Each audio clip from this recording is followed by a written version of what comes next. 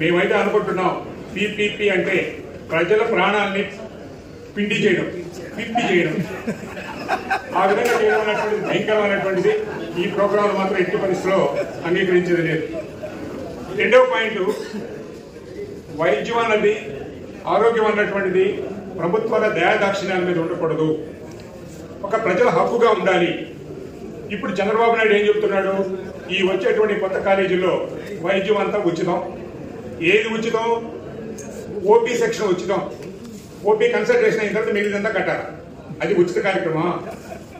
OP ఉంటే 50 రూపాయలు ఉంటుంది, 100 రూపాయలు ఉంటుంది. గవర్నమెంట్ కార్పొరేటర్ 500 వేస్తారు. 500 మాత్రం కట్టేసి మిగిలినంతా ఉచితం చేసుకోవడం. కాబట్టి ఇది చాలా ఖరీదైనటువంటి వైద్యాన్ని ఉచితమైన అబద్ధం చెప్తున్నాడు ముఖ్యమంత్రి గారు. దాంట్లో మిగిలినటువంటి సేవలు ఎలా ఉన్నాయంటే ఉచితం చెప్పడానికి 70% వైద్యం, ఆరోగ్యశ్రీ, ప్రధానమంత్రి ఆరోగ్య కార్యక్రమం, ఈ రెండిట్లో జరుగుతాయి.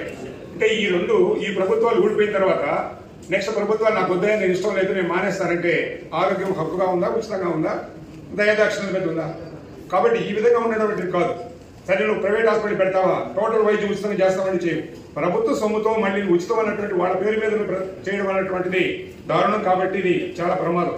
70% వైద్యం ఆ విధంగా ఈ యొక్క స్కీముల ద్వారా జరిపి 30% వాడు క్యాష్ చేసుకోవడం, ఇంకేముంది అక్కడ, మొత్తం డబ్బు కట్టడమే. కాబట్టి ఇది చాలా ప్రమాదం.